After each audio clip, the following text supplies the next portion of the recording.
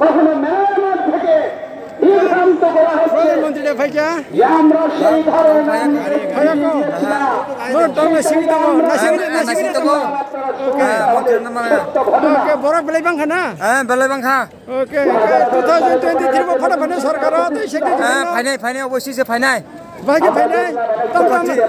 যেটা সমর্থন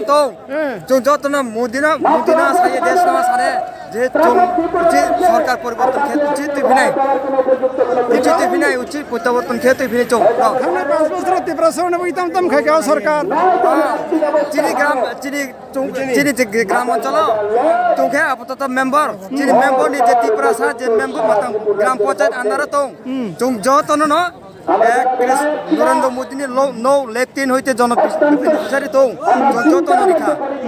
পক্ষে আংখা 36 শান্তি বাজার আরকেগঞ্জ পঞ্চায়েত মেম্বার আমको साथ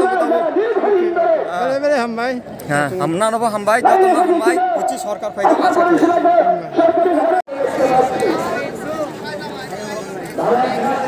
দাদাকে একটু প্রশ্ন করি সমাবেশে এসে আপনার কিরকম লাগছে ভালোই লাগছে কি মনে হয় 2023-এ কি আবার বিজেপি ফিরবে আর একটু অপেক্ষা করতে এরকমই নেই আচ্ছা লোক কিরকম সমাগম হচ্ছে আপনার কি মনে হয় লোক কিরকম সমাগম হচ্ছে আপনার কি মনে হয় ভালো লোক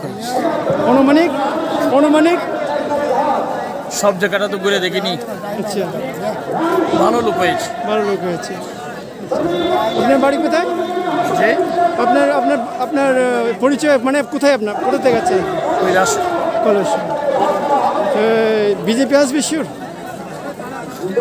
ওরা তো আরো সময় আছে ওটা বলা যাবে না কে আসবে না আসবে ধন্যবাদ আমরা নতুন ত্রিপুরা দেখতে পাচ্ছি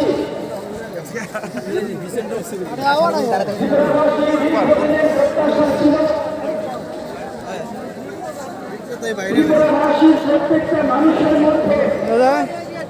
আপনাকে একটু প্রশ্ন করি আপনাকে একটু প্রশ্ন করতে চাই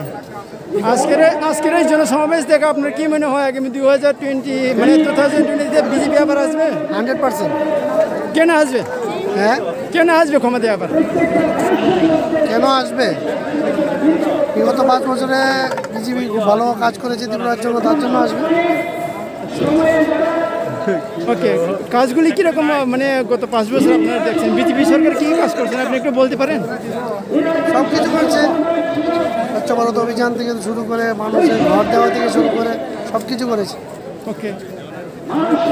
মানুষের যা যা প্রয়োজনীয় সব কিছু করেছে রাস্তাঘাট থেকে সব কিছু করেছে ধন্যবাদ থ্যাংক ইউ